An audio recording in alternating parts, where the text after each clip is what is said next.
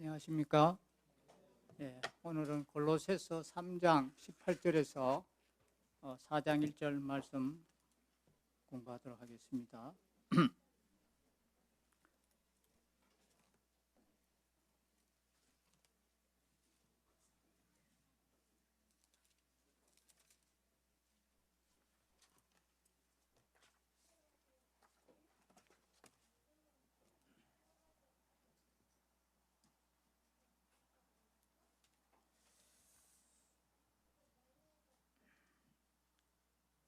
3장 18절부터 제가 좀 봉독해 드리겠습니다. 아내들아 남편에게 복종하라. 이는 주 안에서 마땅하니라. 남편들아 아내를 사랑하며 괴롭게 하지 말라. 자녀들아 모든 일에 부모에게 순종하라. 이는 주 안에서 기쁘게 하는 것이니라. 아비들아 너희 자녀를 노엽게 하지 말지니 낙심할까 함이라.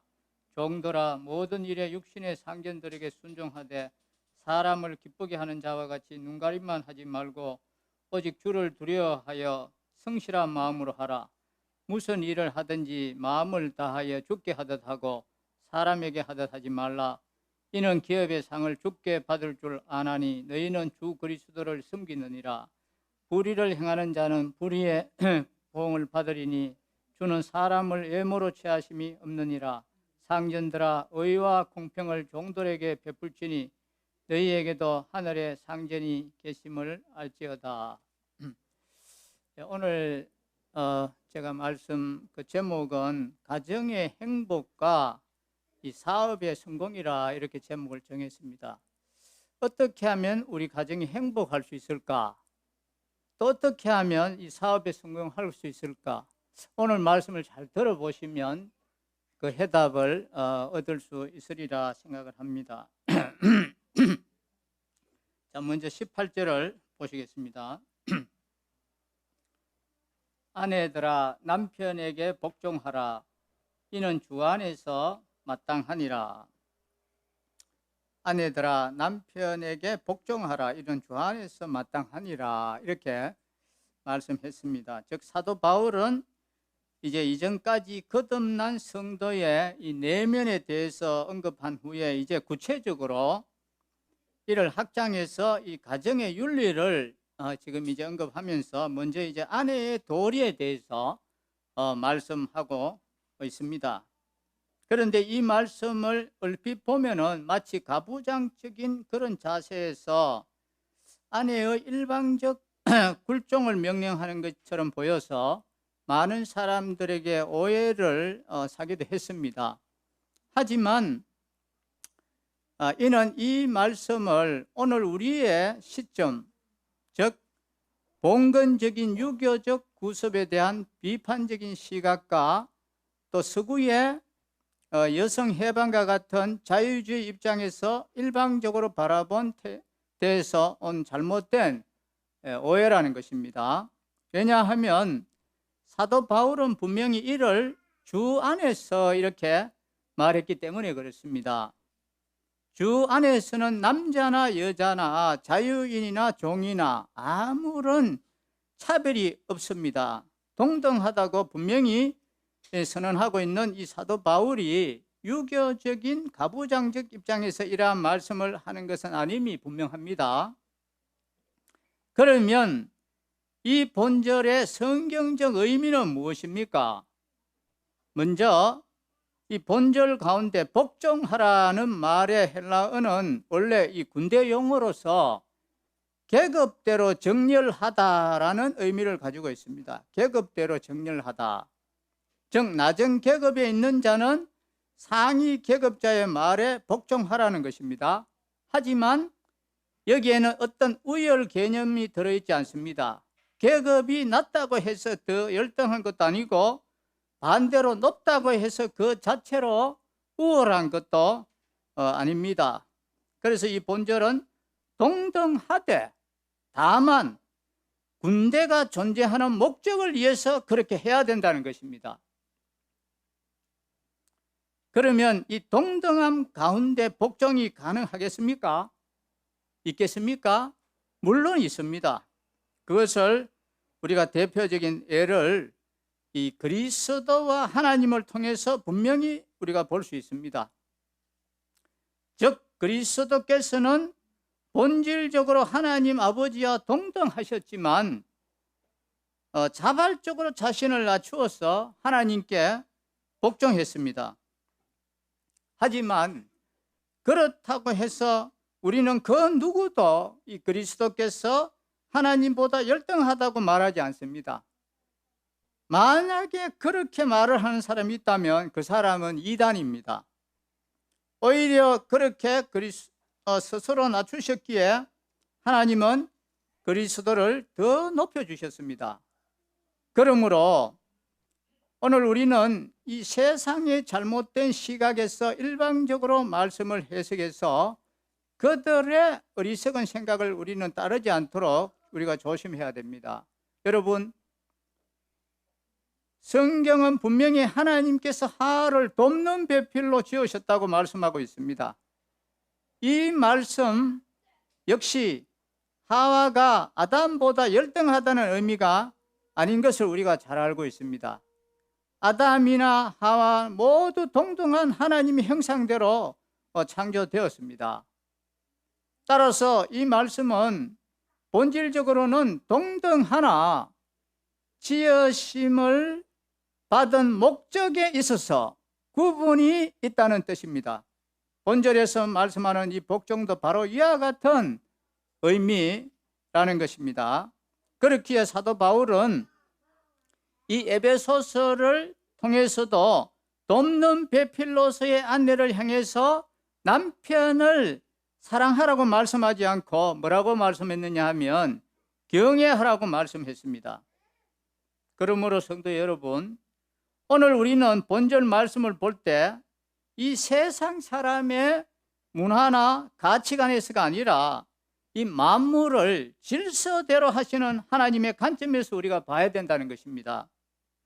그리고 남자와 여자를 지으시되 여자의 머리로 남자를 지으신 하나님께서 남편에게는 그리스도의 이 사랑과 희생을 말씀하시는 동시에 아내에게는 돕는 배필로서의 복종을 명령했습니다. 이 사실을 우리가 꼭 기억해야 합니다.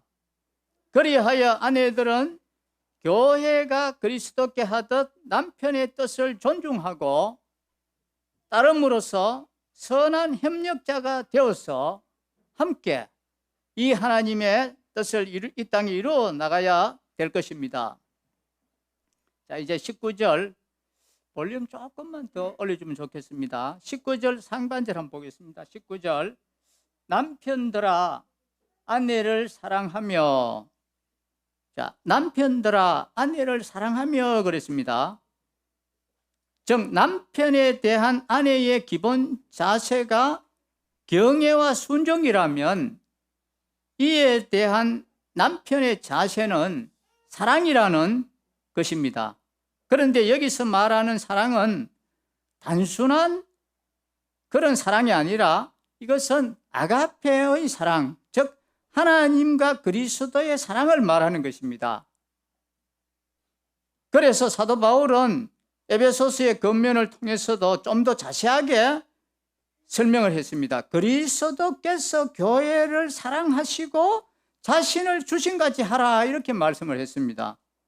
따라서 앞에 아내에 대한 겉면만을 보고 성차별이니 또 하면서 비판하는 그러한 것은 이 하나님의 공평하심을 전혀 알지 못하는 데서 오는 무지와 오해일 뿐인 것입니다. 왜냐하면 하나님은 세상의 남편들을 향해 아내에게 요구하는 것보다 훨씬 큰 의무를 명령했기 때문에 그렇습니다. 물론 이것은 단순히 신앙적 차원의 겉면이나 교리적 명령에 그치는 것이 이것은 아닙니다. 그 이유는 바로 여기에 진정으로 행복한 이 결혼생활 또 가정을 천국으로 만드는 비밀이 여기에 숨어 있기 때문에 그렇습니다. 그러므로 이러한 점에서도 하나님의 명령은 우리를 괴롭게 하고 또 부담스럽게 하려고 주신 것이 아니라 이것은 실로 우리의 행복을 위해서 주신 것이라는 것을 우리가 다시 한번 확인할 수가 있습니다. 그러면 남편은 왜 아가페의 사랑을 가져야 합니까? 여러분, 세상의 모든 남녀는 그의 이 에로스적인 사랑에서 출발해서 만나고 결혼을 하게 됩니다. 그리고 이때는 아직 거리를 두고 교제하는 그러한 기간이기 때문에 서로에게 좋은 점만 보임으로써 이후에도 계속 거래하리라는 핑크빛 환상을 갖는 것이 보통입니다. 하지만 일단 결혼해서 이제 시간이 흐르면 어떻게 됩니까? 먼저 이제 한 몸을 이루고 살기 때문에 서로에 대한 모든 약점과 또 추한 점들까지도 다 보게 됩니다. 뿐만 아니라 이제 결혼 전에는 문제되지 않았던 자녀 문제, 또 이 경제적인 것, 온갖 문제들까지 이제 현실적인 문제로 다가오는 것입니다. 게다가 이 서로에 대한 신선함, 또 이 호기심도 사라지고 시간의 흐름에 따라 이 외모까지 변해가는 것입니다. 특히 이 점에 대해서는 이 여성이 남성보다 더 불리한 위치에 있습니다. 왜냐하면 남자는 계속 사회생활을 하면서 변화하는 반면에 여성은 반복되는 가정생활 속에서 급속히 이 신선미를 잃어가는 것이 보통이기 때문에 그렇습니다. 때문에 많은 남자들은 이를 견디지 못하고 밖으로 돌면서 결국 가정을 불행하게 만들기도 합니다. 그러면 이럴 때 우리는 어떻게 해야 합니까? 여러분, 이제는 자꾸 했지만 일찍이 사나라는 이 작품으로 유명했던 작가 이병주 씨가 언젠가 이 세상의 남자들에게 구한다고 하면서 이런 말을 한 적이 있습니다. 여성은 대리석과 같고 깊은 샘과 같다. 즉 남자가 다듬고 퍼올리기에 나름이라는 것입니다. 특히 여성의 샘은 우리 남자들이 상상하는 것보다 훨씬 깊어서 퍼올릴수록 새로운 샘물이 끝없이 솟아나온다. 그러므로 세상에 바람피는 남성들이여 가정으로 돌아가 아내의 깊은 샘에서 사랑과 한의의 샘물을 퍼올리라. 왜 귀한 샘물을 가까이 두고 바깥에 값싼 샘물 곁을 기웃거리는가 했습니다. 과연 하나님께서 주신 아내라는 이 샘물에서 날마다 새로운 샘물을 퍼올리는 비결은 무엇입니까? 한마디로 사랑을 주고 베푸는 것입니다. 왜냐하면 사랑이신 하나님은 당신의 형상대로 우리 인간들을 지으시되 특히 이 여성은 더 풍부한 이 사랑의 감성을 지닌 존재로 만들으셨기 때문에 그렇습니다. 그러므로 남편 된 성도 여러분, 지금 이 시간부터라도 가정으로 돌아가 아내를 사랑하되 에로스적인 1차원적 사랑이 아니라 이 그리스도의 무궁한 아가페적 사랑을 보여주십시오. 그리하여 아내가 부족하면 오래 참아주고 또 연약할수록 더 감싸주고 끝까지 믿어줌으로써 철저하게 아내를 섬기는 모습을 보여주십시오. 그리하면 아내 역시 여러분의 사랑만큼 더 깊은 샘을 열고 이 물과 꿀과 포도주와 같은 향기로운 샘물을 끝없이 뿜어 올리고 그야말로 가정을 천국과 같은 곳으로 바꾸어 놓을 것입니다. 자, 이제 19절 다시 한번 보겠습니다. 남편들아 아내를 사랑하며 괴롭게 하지 말라 그랬습니다. 사도 바울은 남편들을 향해 아내를 사랑할 것을 권면하면서 여기에 더하여 이 괴롭게 하지 말라 이렇게 말씀하고 있습니다. 그런데 여기에 해당하는 헬라어의 원래 의미는 선 경험을 주다라는 뜻으로 특히 독한 말로 상대방의 마음에 상처를 주다라는 의미를 가지고 있습니다. 그러므로 남편은 아내를 대할 때 언제나 이 언어를 조심해야 됩니다. 왜냐하면 인간은 언어적인 존재로서 부부 생활 역시 그 중심은 대하고 언어이기 때문에 그렇습니다. 그런데 사실 남편과 아내 사이에 원만한 대화를 유지한다는 것이 그리 쉽지만은 않습니다. 그래서 이러한 이야기가 있습니다. 하나님께서는 태초에 먼저 아담을 만들으셨습니다.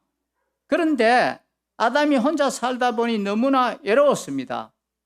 그래서 이를 호소하는 아담을 보고 하나님께서는 아담의 갈비뼈로 아름다운 하하를 만들었습니다. 이에 아담은 뛸 듯이 기뻐하며 하하의 손을 붙잡고 숲속으로 사라졌습니다. 그러나 며칠이 못 되어 아담은 피곤한 얼굴로 나타나서 하나님께 불평을 했습니다. 하나님, 도저히 저 하와 못 살겠어요. 도대체 말이 안 통하거든요. 조금만 복잡한 이야기를 하면 고개를 갸우뚱거리고 또 동쪽이 어디냐고 물으면 서쪽을 가리키고, 그래서 하나님은 말씀하셨습니다. 그럼 하하는 데려오고 너만 예전처럼 혼자 살아라 했습니다. 그런데 며칠도 못 되어 아담은 더 수척한 모습으로 와서 말했습니다. 하나님, 그래도 하하 없이는 못 살겠어요. 그러니 하하를 돌려주세요. 그러면 왜 이래? 그것은 하나님께서 우리 인간을 창조하실 때 동등한 형상으로 지으시되 각자의 역할을 위해서 그 본성을 달리 하셨기 때문에 그렇습니다. 즉 하나님은 자연과 더불어 노동해야 하는 남성에게는 억센 근육과 냉철한 이성을 주신 반면에 이 여성에게는 아이를 낳고 키워야 하기 때문에 이 부드러운 몸과 따뜻한 이 감성을 주었습니다. 이러한 남녀 간의 차이를 재미있게 이야기한 책이 바로 화성에서 온 남자 또 금성에서 온 여자라고 하는 그 책입니다. 그런데 이 책에서 이야기하는 것은 결국 한 가지입니다. 남성은 이성 중심이고 여성은 감성 중심이기 때문에 이 점을 망각하면 원만한 결혼 생활을 하기가 힘들다는 것입니다. 사실 그렇습니다. 그렇기에 부부 간에 대화를 하거나 심지어 부부 싸움을 할 때도 이러한 점을 염두에 두지 않으면 끝없이 평행생활만을 달릴 뿐인 것입니다. 예컨대 부부 사이에 어떤 문제가 있어 다툴 때 대개 남편은 이성적 차원에서부터 문제에 접근하는 반면에 아내는 감성적 차원에서 그것을 바라봅니다. 그래서 이성적으로만 따지려 드는 남편을 향해 아내는 당신 나 사랑해 라는 말로 사랑을 먼저 확인하려고 합니다. 이럴 때 남자는 기가 막히지만 어쩔 수 없습니다. 아내에게 있어 더 중요한 것은 이성적인 시비 판단보다는 사랑이 더 중요하기 때문에 그렇습니다. 그러면 이처럼 이성보다 감성을 더 소중히 여기는 아내에게서 남편의 따뜻한 말 한마디는 어떤 이력이 있겠습니까? 여러분, 찰스 린드버그라는 사람은 세계 최초로 비행기를 타고 대서양을 횡단함으로써 세계적인 영웅이 된 사람입니다. 그런데 그의 아내는 남편에 대해서 이렇게 쓴 적이 있습니다. 사람들은 남편을 가리켜 국가적인 영웅이라고 말한다. 그러나 그에 앞서 그는 먼저 아내인 나에게 있어 영웅이다. 남편은 언제나 내가 약하고 실수할 때마다 당신은 할 수 있어, 힘을 내라고 말하며 따뜻한 말로 격려하곤 했다. 그러므로 내 남편은 하늘을 날기 전에 먼저 나로 하여금 이 가능성의 날개를 타고 하늘을 날게 한 영웅이었다. 이렇게 말을 했습니다. 그렇습니다. 이처럼 남편의 따뜻한 위로와 격려 한마디는 아내에게 있어 세상 그 무엇보다 큰 힘과 용기가 되는 것입니다. 그러므로 남편 된 성도 여러분, 여러분은 아내에게 비싼 돈을 들여서 비행기를 태워주지 못했다고 자책하지 마십시오. 또 값비싼 옷과 보양만이 처진 아내의 어깨를 세워줄 수 있다는 생각도 버리십시오.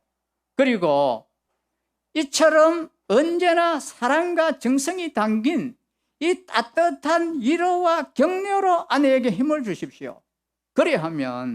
그리해서 그리스도께서 크신 사랑으로 신부인 우리 성도들을 하늘의 보좌에 오르게 하신 것처럼 여러분의 사랑으로 아내들을 이 세상의 꼭대기에 올려놓는 자랑스러운 남편들이 되시기를 바랍니다. 20절 보십시다.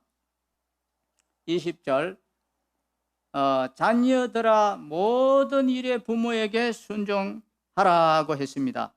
자녀들아 모든 일에 부모에게 순종하라 이렇게 말씀했습니다. 여기서 우리가 주목해야 하는 말씀은 모든 일이라는 이 말씀입니다. 즉 사도 바울은 자녀된 성도들에게 순종할 것을 말씀하되 내키는 일에만 순종하지 말고 모든 일에 순종함으로써 조건을 붙이지 말라고 말을 하고 있습니다.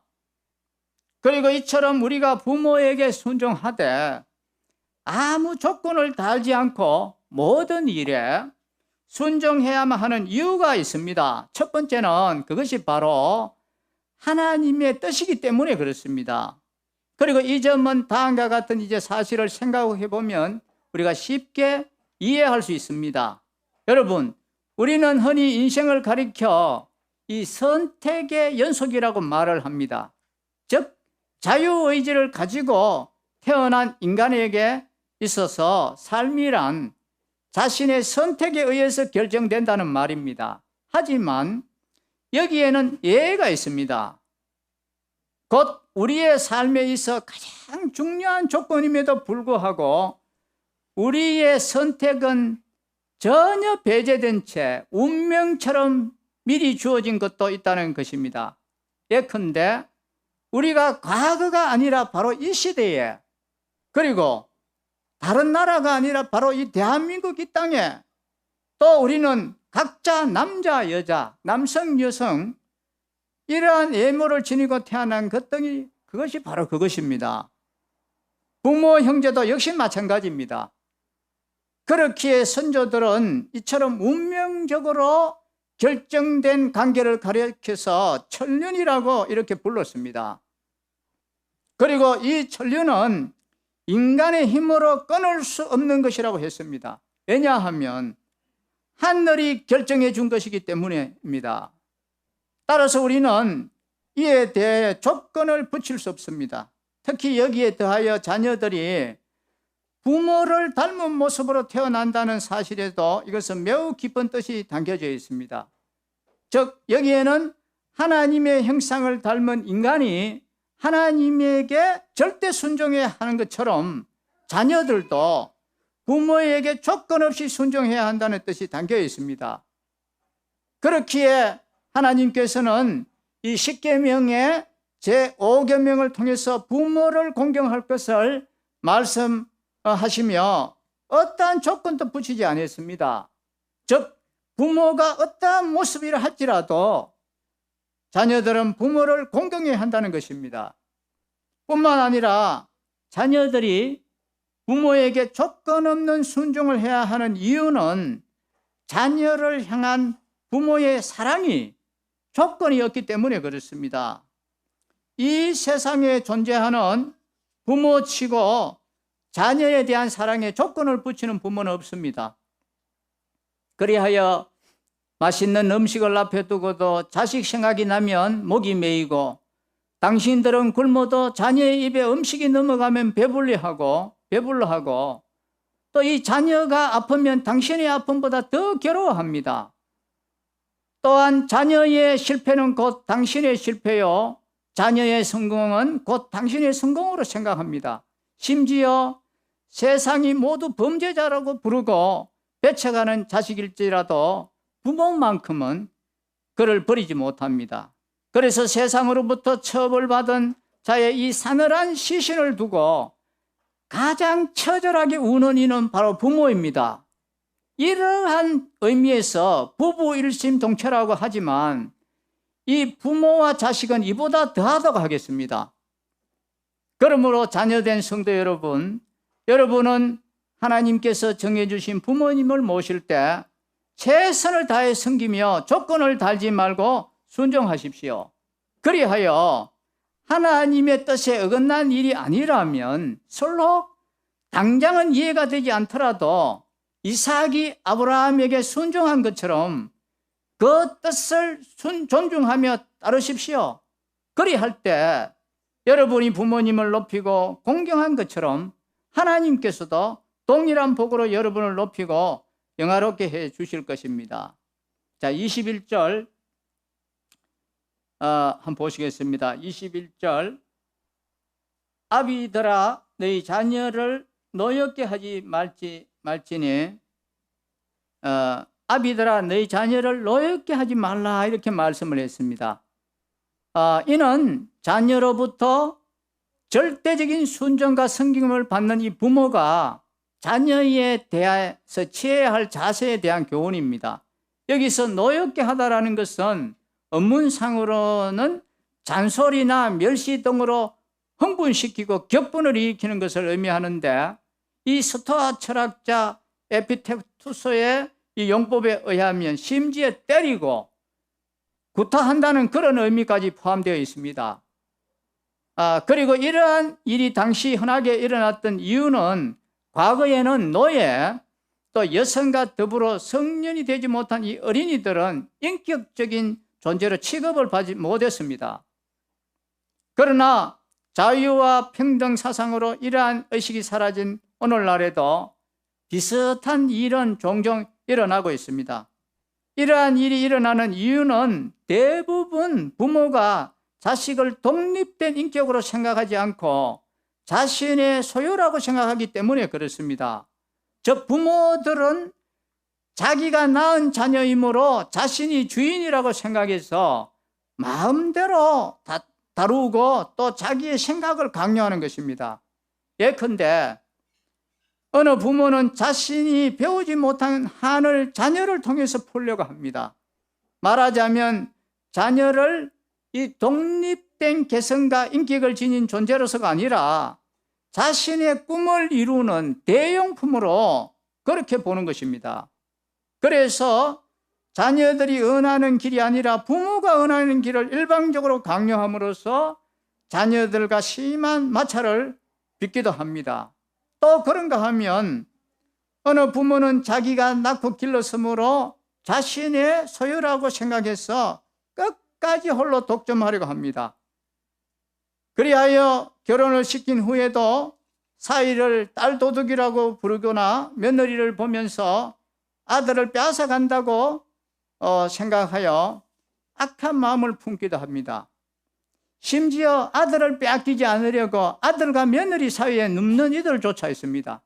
하지만 여러분, 자녀들은 비록 육신적으로는 부모들이 낳았지만 결코 부모의 소유가 아닙니다. 왜냐하면 궁극적으로 그 태를 열고 닫는 분은 바로 하나님이시기 때문에 그렇습니다.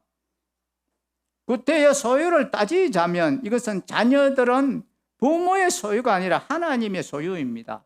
하나님은 이러한 사실을 성년이 되면은 모든 자녀들이 부모를 떠나 배우자와 한 몸이 되게 하신 것과 특별한 경우 육신의 부모와는 전혀 상관없이 당신의 종으로 불러서 그 뜻대로 사용하심을 통해 분명히 보여주고 있습니다. 그러므로 오늘 우리는 자녀를 대할 때 우리의 품에 있다고 마음대로 대하지 말고 하나님의 보물을 다루듯이 소중히 여기고 정성을 다해서 양육해야 합니다. 또한 우리의 뜻을 강요하지 말고 하나님께서 주신 개성과 성품에 맞게 키워야 됩니다. 그리하여 한나가 이 사무엘을 낳아서 하나님께 드려서 귀한 일꾼이 되게 한 것처럼 우리 역시 말씀과 기도로 잘 키워서 하나님께 드림으로써 선하신 하나님의 뜻을 이루도록 하는 선한 청지기들이 우리가 다 되어야 되겠습니다. 22절부터 25절까지를 보면 사도 바울은 종들에 대해서 이제 말씀하고 있습니다. 본문 말씀을 오늘날에 적용시켜 보면은 직장에서 일하는 피고용자들에 대한 말씀이 되는 것입니다. 그런데 이처럼 나무의 밑에서 일하는 자들을 향해 사도 바울은 먼저 어떻게 이야기하고 있는지 22절, 23절 한번 보겠습니다. 22절, 종들아 모든 일에 육신의 상전들에게 순종하되 사람을 기쁘게 하는 자와 같이 눈가림만 하지 말고 오직 주를 두려워하여 성실한 마음으로 하라. 무슨 일을 하든지 마음을 다하여 주께 하듯 하고 사람에게 하듯 하지 말라 그랬습니다. 자, 여기 22절과 3절을 통해서 눈가림 하듯 하지 말고 주를 섬기는 것처럼 마음과 정성을 다하라고 말씀하고 있습니다. 여기서 눈가림이란 것은 위에 있는 사람이 볼 때만 일하는 척하는 것을 말합니다. 그래서 서양 사람들은 이를 아이 서비스라고 부르는데, 이는 마음에는 없는데 입으로만 번지르하게 말하는 소위 립 서비스와 비슷한 말입니다. 물론 말할 것도 없이 이러한 것들은 당하는 그 사람 입장에서 볼 때는 대단히 불쾌한 일입니다. 그러므로 지금 사도 바울은 입으로만 그럴듯하게 또 눈에 보일 때만 그럴듯하게 하지 말고 중심에서 우러나오는 마음으로 최선을 다해서 일하고 섬길 것을 말하고 있습니다. 그런데 성도들이 이러한 태도를 지녀야 하는 이유는 비단 이것은 자신만이 아니라 하나님의 영광을 위해서, 특히 오늘날 선교의 사각지대라고 할 수 있는 이 직장 선교에 있어서 이 점이 아주 중요한 의미를 지니고 있습니다. 아니, 이것은 어쩌면 가장 중요한 일인지도 모릅니다. 왜 그럴까요? 여러분, 경영학 가운데는 소위 X 이론이니 Y 이론이니 하는 것들이 있습니다. 이는 각각 노동자인 인간에 대해 이 정반대로 되는 전제에서 출발한 것으로, 전자는 인간은 원래 악한 존재이기 때문에 채찍으로 때리지 않으면 괴롭만 피우는 존재이니까 압력을 가하고 채찍을 가함으로써 효율을 올릴 수 있다는 그런 이론이고, 후자는 반대의 입장으로 이 창의력과 개성을 존중해주고 후하게 대접해주면 더 많은 일을 할 수 있다는 이론입니다. 이처럼 제각각의 이론이 나오게 되는 것은 한편으로는 이 노동자를 통해 일해야 하는 사용자의 고충이 매우 크다는 것을 말해주는 것입니다. 사실 실제 이 사업하는 분들의 이야기를 들어보면은 가장 절실히 필요한 것이 뭐냐고 하면 믿을 수 있는 사람이라고 합니다. 왜냐하면 너무나도 많은 사람들이 믿을 수 없게 행동을 한다는 것입니다. 이러한 면에서 본다면 결국 믿을 수 있는 사람은 가족밖에 없다는 이유로 해서 이 기업의 경영 구조가 족벌체제로 흘러가는 것입니다. 그러니 무조건 우리가 비난만 할 수 없는 그런 노릇입니다. 그렇다면 자, 어떻습니까? 이렇듯 노동자는 많지만 믿을 수 있는 사람은 극히 적은 상황 속에서 누군가 죽게 하듯 최선을 다해 일하고 믿음이 가도록 행동한다면 주목하지 않겠습니까? 그리하여 아무리 불신자라도 그러한 행동이 그리스도에 대한 믿음에서 나온 것이라는 사실을 알게 되었을 때, 또 그로부터 나는 하나님의 말씀을 통해 정직히 일하고 위에 있는 분을 주님을 대하듯 섬기라고 나는 배웠습니다. 이런 말을 들었을 때 그 사장님이 감동하지 않겠습니까? 그러므로 성도 여러분, 우리는 직장에서 복음을 전한다 합시고 맡은 업무는 소홀히 하면서 전도지나 돌리는 이런 행동을 해서는 안 된다는 것입니다. 이는 오히려 주님의 영광에 누가 될 뿐입니다. 직장에서 우리는 먼저 이 맡은 직무에 충실하고 누가 보더라도 믿음과 신뢰가 가도록 우리는 행동을 해야 됩니다. 그리야 할 때 우리가 전하는 이 복음도 힘을 얻게 되고 신뢰를 받게 되는 것입니다. 세상 사람들 역시 전해 듣는 말씀을 입으로서만 아니라 이제 눈으로 직접 보고 들음으로써 한층 넓게 복음을 향한 마음을 열게 될 것입니다. 자, 24절, 25절 보겠습니다. 24절. 이는 기업의 상을 주께 받을 줄 아나니 너희는 주 그리스도를 섬기느니라. 불의를 행하는 자는 불의의 보응을 받으리니 주는 사람을 예물로 취하심이 없느니라 그랬습니다. 여기 24절과 25절을 보면 사도 바울은 기업에 상급이 있다는 사실과 또 불의한 자에게는 불의한 이 보응이 있다고 말씀하고 있습니다. 그런데 이 학자들 간에는 이 말씀의 대상이 종이냐 상전이냐를 두고 약간 의견이 달라지고 있습니다. 하지만 어느 쪽을 가리키든지 우리는 상관없습니다. 왜냐하면 예물로 판단하시지 않는 하나님은 종이나 상전 모두를 심판하시는 그런 분이시기 때문에 그렇습니다. 따라서 25절에 불의를 행한다 함에 대해서는 이와 관련된 이제 다른 서신들의 말씀을 참조할 때 상전에게 있어서는 밑에 있는 사람들에게 공갈하고 협박을 하는 이러한 무자비한 대우를 하는 것을 말을 하는 것이고, 또 종들에게 있어서는 주인 몰래 떼어먹는 이러한 부정한 행동을 하는 것이 될 것입니다. 이처럼 종들이 주인 몰래 떼어먹는 등의 부정을 저질렀던 일들은 불의한 종에 관한 우리 주님의 비유에서도 잘 나타나고 있습니다. 어쨌든 하나님께서는 이 모든 일들에 대해서 각각 공의대로 심판하실 것입니다.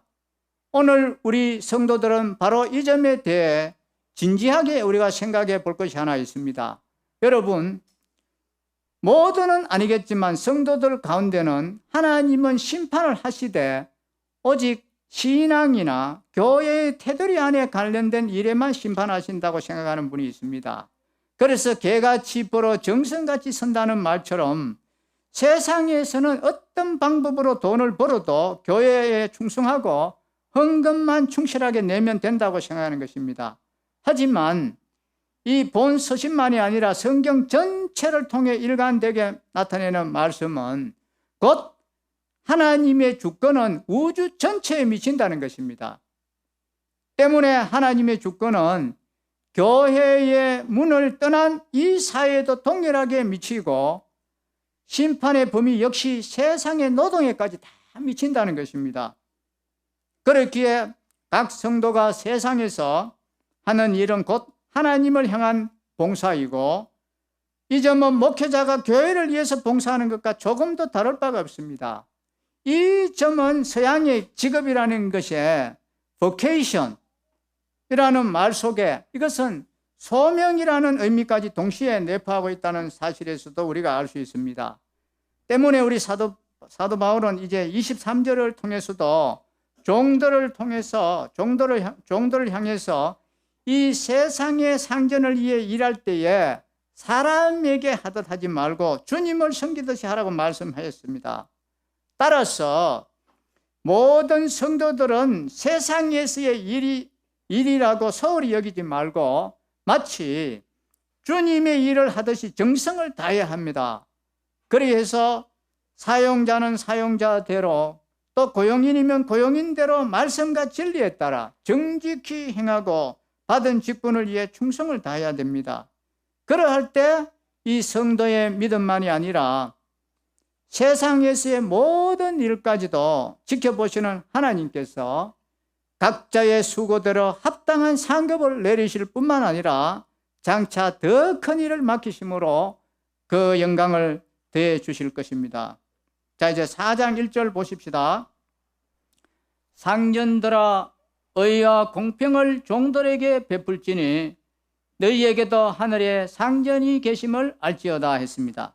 자, 이제 4장 1절에 보니까 사도 바울은 앞서 이제 종들에게 권면하고 있는 것과 마찬가지로 역시 이제 공평하게 상전들을 향해서도 말씀하고 있는데 의와 공평을 종들에게 베풀라 이렇게 말씀했습니다. 즉 상전들은 단지 종으로부터 죽게 하듯 하는 성경을 받는 것으로 만족하지 말고 역시 그에 상응한 자세로 주님처럼 의롭고 공평하게 행동하라는 것입니다.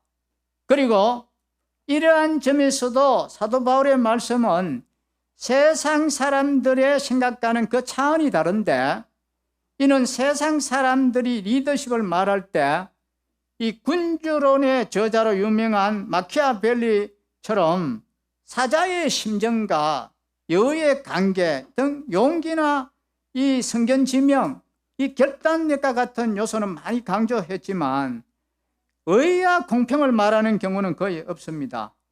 하지만 사실 위에 있는 사람에게 가장 중요한 요소는 바로 이러한 의와 공평입니다. 왜냐하면 위에 있는 사람은 바로 권세를 행사하는 사람들인데 그들이 이를 공평하고 의롭게 사용하지 못하면 반드시 문제가 생기는 법이기 때문입니다. 그러나 죄악으로 부패하고 왜곡된 인간에게 있어 자신에게 주어진 권세와 힘을 의롭고 공평하게 사용한다는 것은 매우 어려운 일이고 이것은 어쩌면 불가능한 일인지도 모릅니다.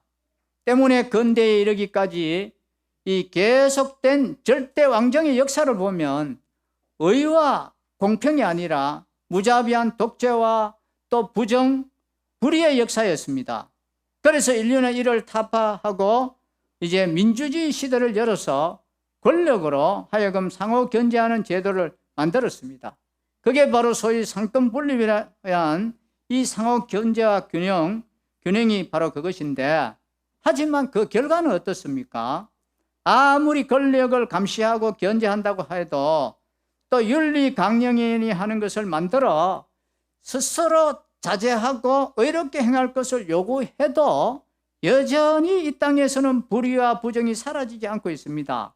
아니 오히려 위에 있는 자들은 더 교묘한 방법을 이용해서 자신의 힘과 권력을 개인의 그 이익을 위해서 사용하고 있습니다. 왜 그렇습니까?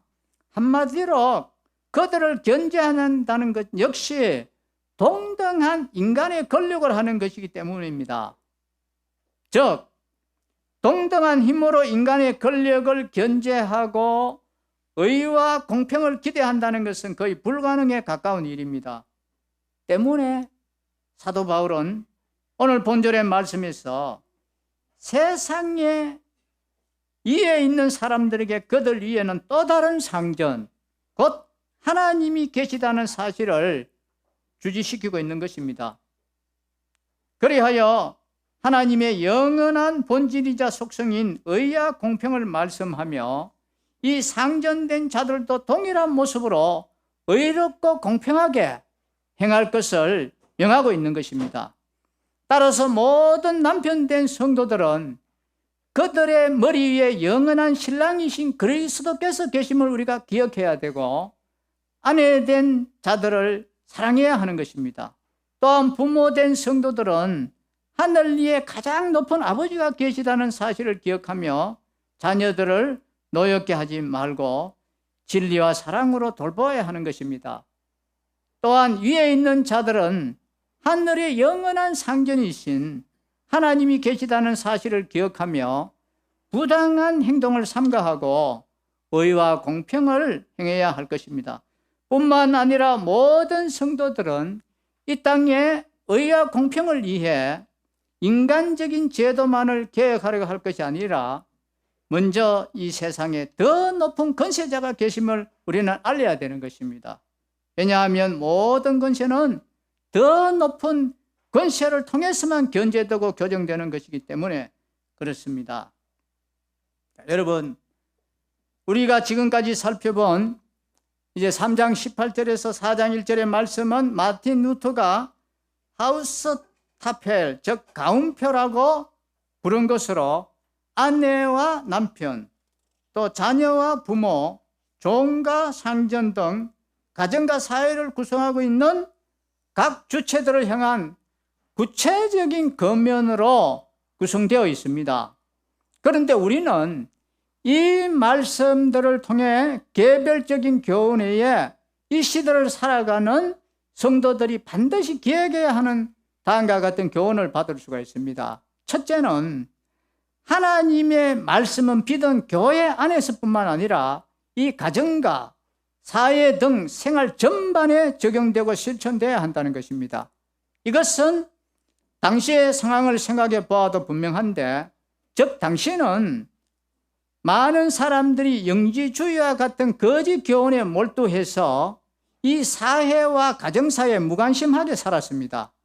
그들은 세상과의 접촉을 끊고 금욕 실천, 천사 숭배, 신비 환상 이런 걸 좇는 것을 최고의 가치로 여겼습니다.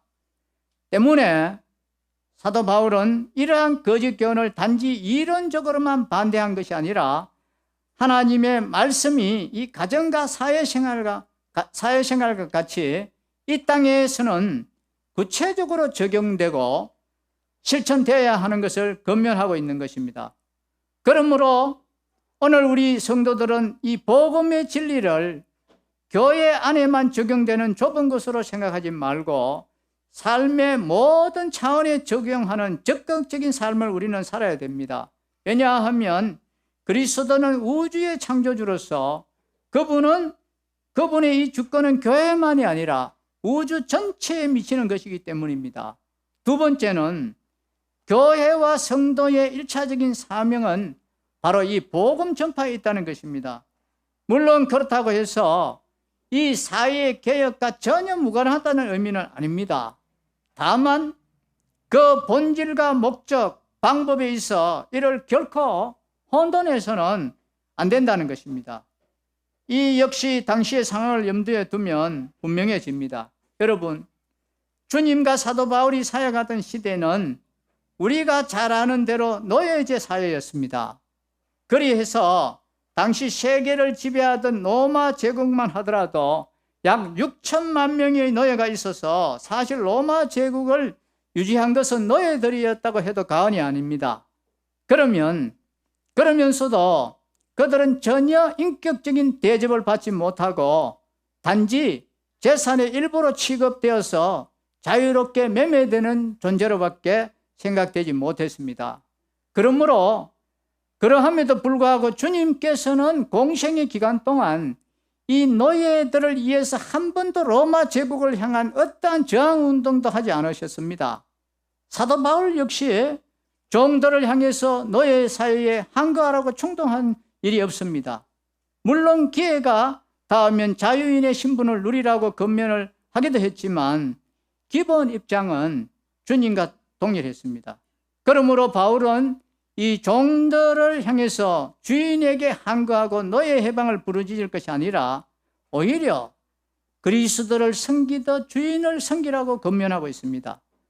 또 주인들을 향해서도 노예제를 폐지할 것을 권하는 것이 아니라 다만 그리스도처럼 의와 공평을 베풀고 자비롭게 대하라고 권면하고 있습니다. 그렇다면 주님이나 사도 바울은 당시에 이러한 불의한 그 체제의 계획을 아무것도 하지 않았습니까?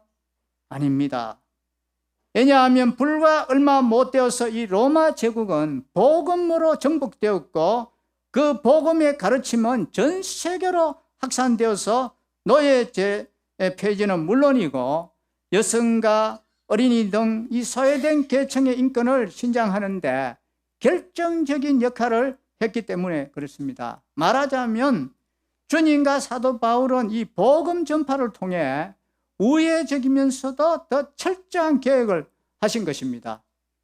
그럼에도 불구하고 오늘날 성도들 가운데에는 이 복음 전파보다는 개혁과 혁명을 앞세우는 그 민중이나 어느 특정 계층의 입장을 대변하는 사람들이 있습니다. 하지만 교회는 압력 집단도 아니고 특정 집단의 이익을 대변하는 정당도 아닌 온 인류의 구원을 위한 그리스도의 몸입니다. 그런데 이처럼 복음을 어느 특정 계층만을 위한 것으로 생각하는 것은 이 복음을 제한하고 그리스도의 주권을 이축시키는 행동이 아닐 수 없습니다. 여러분, 복음은 이 세상을 부정하지도 또 그렇다고 영속하는 것으로 높이지도 않습니다. 그렇기에 근본적으로 세상 질서를 뒤엎으려 하지도 않고 이 세상에 매이지도 않습니다. 다만 복음은 사단의 세력을 끊고 그리스도의 생명을 전함으로써 더 본질적이고 영원한 구원을 이루는 데 있습니다.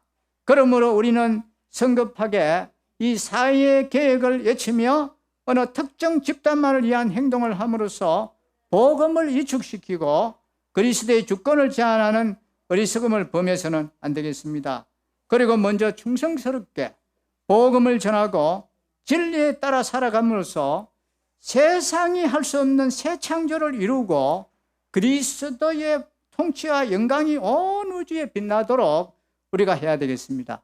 오늘 말씀을 요약하면 이제 본서의 전반부에서 우주적인 그리스도의 신성과 주권을 설파했던 사도 바울은 오늘 말씀을 통해서 그 주권과 진리가 성도를 통해서 이제 가정과 사회에서 어떻게 실천되어야 하는지를 말씀하고 있습니다. 그리하여 여성과 노예, 어린이들을 인격체로 취급하지 않던 당시에 그리스도의 사랑으로 서로 아끼고 돌보며 섬김으로써 비인간화와 적대감으로 항폐하던 이 세상을 사랑이 넘치는 천국으로 만들 것을 권면하고 있습니다. 그러므로 오늘 우리들도 이 가정과 직장, 사회에서 이러한 진리와 사랑을 실천함으로써 가정을 천국으로 바꾸고 또 직장을 활기와 사랑이 넘치는 이 공동체로 우리가 변화를 시켜야 하겠습니다. 그리하여 가정의 행복과 이 사업의 성공을 누리는 동시에 이러한 구별된 삶을 통해 그리스도의 복음과 영광을 세상에 널리 증가하는 우리 모두가 되어야 되겠습니다. 기도하겠습니다. 아버지 하나님, 오늘 말씀을 통해서 아내의 도리와 남편의 도리와 자녀와 또 부모의 도리, 종과 상전의 이 도리를 말씀하시면서 이 어두운 세상에 우리는 그리스도인으로서 빛으로서 우리는 정직하고 성실한 마음으로 우리가 살면서 이 어두운 세상에 하나님을 모르는 사람들에게 그리스도를 증거하는 일에 우리 모두가 쓰임받고 또 이 말씀에 우리 모두가 순종함으로 우리 가정이 천국의 가정이 되고 또 하나 우리 사업장도 사랑과 은혜가 넘치는 우리의 일터가 되도록 주님 인도하여 주옵소서. 주 예수 그리스도의 이름으로 감사하며 기도하옵나이다. 아멘.